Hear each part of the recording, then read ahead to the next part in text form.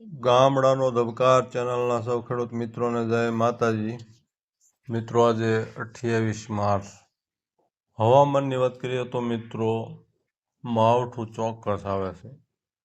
ગુજરાત, સૌરાષ્ટ્ર અને કચ્છને અસર કરે છે. હવે ક્યાં અને કેવી રીતે તેની વાત કરીએ તો મિત્રો દુબઈમાં જે 4-5 દિવસથી જે સતત વરસાદ પડી રહ્યો હતો એનું અજમાન શહેર છે અબુધાબી, ત્યાં પૂર જેવી સ્થિતિ થઈ ગઈ હતી, વધારે પડતા પૂર. દુબઈ, અબુધાબી, શારજાહ, અજમાન, આમાં બધે અત્યારે ત્યાં વાતાવરણ ક્લિયર થયું છે. અને ઈરાન અને પાકિસ્તાનમાં, ઓમાનમાં પાછું વાદળછાયું વરસાદ શરૂ થશે. હવે શું અસર કરે એ પહેલાં તમને મિત્રો વાત કરી દઉં કે આપણે ફેસબુક પેજ છે ગામડાનો ધબકાર, એના ઉપર આપણે ચોમાસું અનુમાનનું એક પોસ્ટ કરી છે હમણાં 11:30, ત્યાં તમે જોઈ લેજો. જોકે મિત્રો આ પોસ્ટ છે એ એપીએસસી સેન્ટરની છે, 16 માર્ચે તેને જે જાહેર કર્યું તે. પણ મિત્રો જે કાંઈ હું માનું છું ત્યાં સુધી લાંબા ગાળાના અનુમાનો ક્યારેય કોઈના સચોટ હોતા નથી.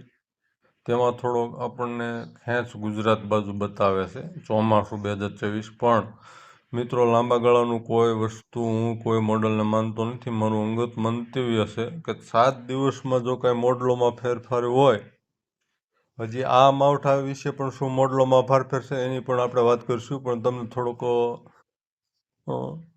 ડિટેલમાં કહું તો મિત્રો જે કાંઈ લોંગના જે કાંઈ મોડલો છે અને અનુમાનો છે, તારણો છે, એ કોઈ ચોક્કસ હોતા નથી.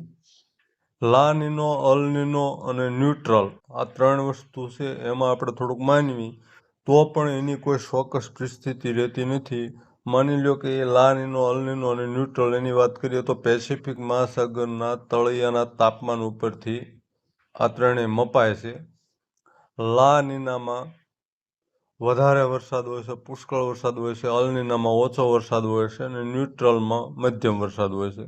મિત્રો તેનું કોઈ ચોક્કસ નક્કી નથી થઈ શકતું કે લા નીનો ચોમાસામાં આવશે કે નજીક જઈએ ત્યારે નક્કી થઈ શકે.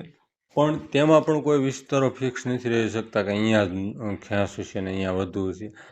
અલ નીનામાં પણ ઘણી જગ્યાએ વધારે વરસાદ પણ હોય છે, ઘણી જગ્યાએ ખેંચ હોય છે. હાલો એમાં આપણે નથી પડવું, આપણે અત્યારે મોડલોની પરિસ્થિતિ જોયેલી એ મિત્રો.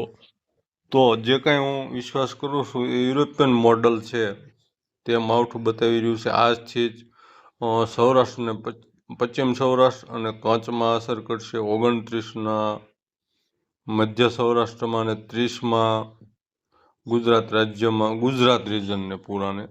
એટલે હવે જે કાંઈ આઈએમડી એનું બતાવી રહ્યું છે, આઈએમડી બુલેટિનમાં એના વરસાદ બતાવી રહ્યું છે, પણ એના આઈએમડીના મોડલો બહુ જુદજાત છૂટો છવાયો વરસાદ બતાવે છે. પવનો બતાવે છે એના બુલેટિનમાં, પણ મોડેલો બહુ વરસાદ બતાવતા નથી. હવે જે કાંઈ અમેરિકન મોડલ છે તે મીડિયમ વરસાદ બતાવી રહ્યું છે અમુક વિસ્તારમાં. પણ જે કાંઈ યુરોપિયન મોડલ છે એના ઉપર જ હું આધાર રાખું છું અને તેમાં સારી એવી જગ્યાએ વરસાદ બતાવે છે છૂટો છવાયો. એટલે કે ગુજરાત રાજ્યના પૂરા વિસ્તારો પણ જે કાંઈ 19 વાળી જે કાંઈ ગયું એ રીતનો વરસાદ નથી. તમે સમજી ગયા. એમાં વરસાદ પણ થશે, શક્યતા પણ બધી જગ્યાએ છે. ફિક્સ કોઈ લોકેશન નથી. પણ 28થી ચાલુ થાય. આજે ઓછા વિસ્તારો કચ્છ કે પશ્ચિમ સૌરાષ્ટ્ર, બાકીના સૌરાષ્ટ્ર, ઉત્તર ગુજરાત, મધ્ય ગુજરાત અને દક્ષિણ ગુજરાત, આમાં બધે 29-30માં પણ વરસાદ બતાવી રહ્યું છે એશિયન મોડલ. અને પવનો તો અત્યારે રહેશે ને ગાજવીજ પણ રહેશે, એટલે સાવચેત રહેવું તમારે. વધારે કાંઈ જે કાંઈ ફારફેર હશે ત્યાં આપણે આપશું. અને આઈએમડીનું મિડ ડે બુલેટિન આવશે ત્યારે જ હું મોટાભાગે વિડીયો બનાવું છું. પણ આજે થોડોક ટાઈમ નહોતો એટલે અત્યારે મેં બનાવ્યો. આપણે આઈએમડીનું બુલેટિન પણ ફેસબુક પેજ પર જોઈશું, એટલે ફેસબુક પેજ ફોલો કરી લેજો. ત્યાં પણ સેમ નામ છે, ગામડાનો ધબકાર. ચેનલને સબસ્ક્રાઈબ કરજો, વિડીયોને લાઈક કરજો, શેર કરજો. જય માતાજી.